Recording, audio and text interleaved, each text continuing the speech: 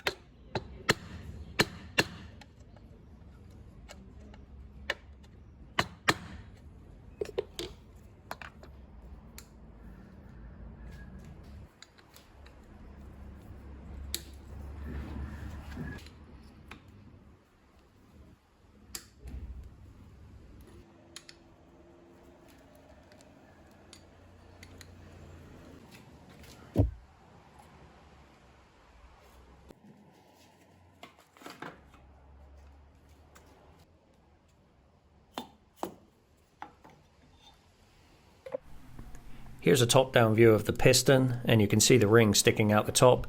You can also see the scoring on the inside of the barrel.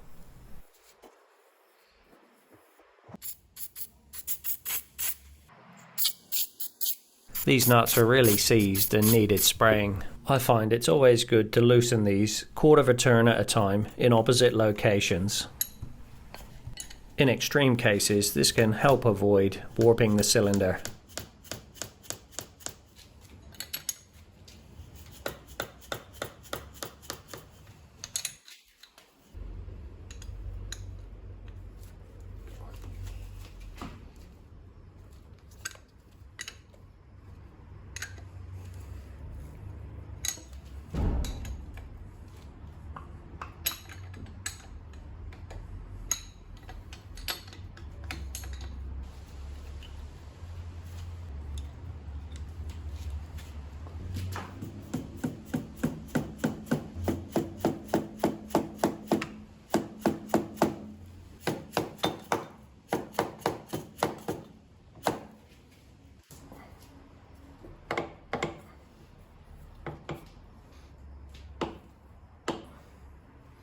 Here I'm tapping the cylinder with a soft mallet, trying to break the seal and remove it from the engine. No matter how hard I try, the cylinder just won't budge. So it looks like I'm going to need to remove the engine from the frame and get it on the workbench.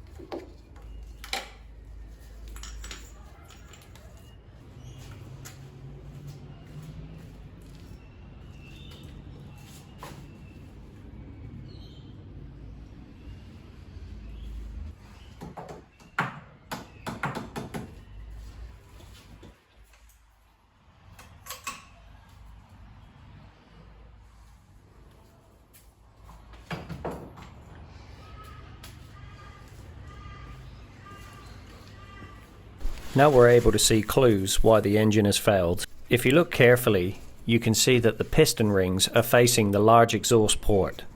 I think over time, as the rings have heated, they've expanded and finally nicked the exhaust port, which has then caused the massive failure.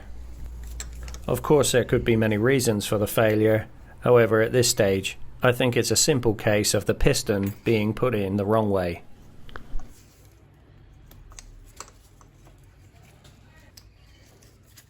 This piston has tiny ring spacers that are called dowel pins, and I'm looking around the piston and I can see that the failure is really close to the dowel pins. Typically on a two-stroke engine like this, the dowel pins and the ring spacers should be facing the carburetor side of the engine, not the exhaust port.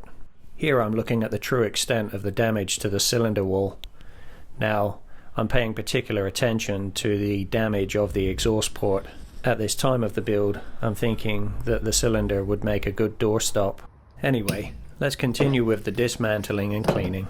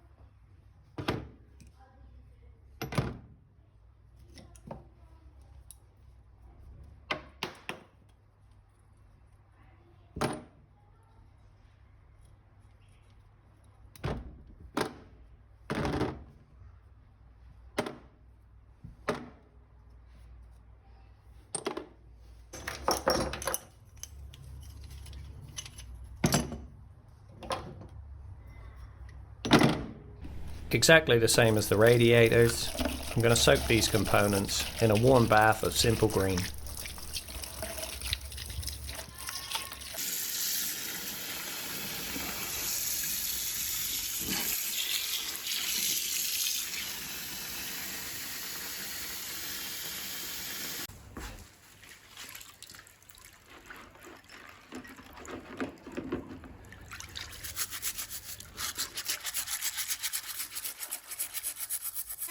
Here I'm cleaning the exhaust valve with a soft bristled end on the Dremel.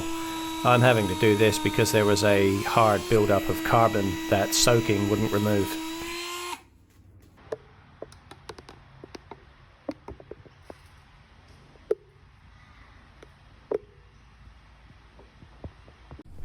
If you watched the first video on this bike, I did mention I would attempt to start it. But following the quick assessment of the basic parts and the top end, we've since learnt that the engine was in no condition to be started, as substantial repairs or replacement of the core parts are needed. Now, when given the choice, I always like to start with the good news first, so let's start with that. During the removal of the engine, I found that I have a crack in the frame where the kickstarter was ripped off.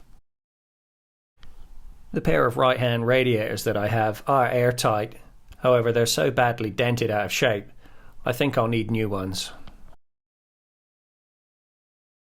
And finally, I have since learnt that the cylinder sleeves on the Mark IV AR models of these bikes are Nickel plated, not to mention the exhaust port is badly damaged, possibly meaning that the cylinder will need completely new sleeve or replacement. Now the bad news is, Australian Honda dealers no longer stock any of these parts. Moving forward, I'll be taking the cylinder to local two-stroke specialist Greg Ball Engineering, who will tell me if the cylinder can be repaired or not. In the meantime, I will create a Tom Did It Facebook account, where hopefully I can join a CRM page, and other owners may have parts for sale and can provide recommendations. On a lighter note, I'm still optimistic about this build, and I'm sure we'll figure something out. I mean, let's look at it this way. The bike was running before the piston failed, so this could mean that the electric sensors and CDI unit still work. With all that said, I'll cut the video here. Stay tuned and I'll see you in part 3, where hopefully I'll have some solutions to these problems. Thanks and bye for now.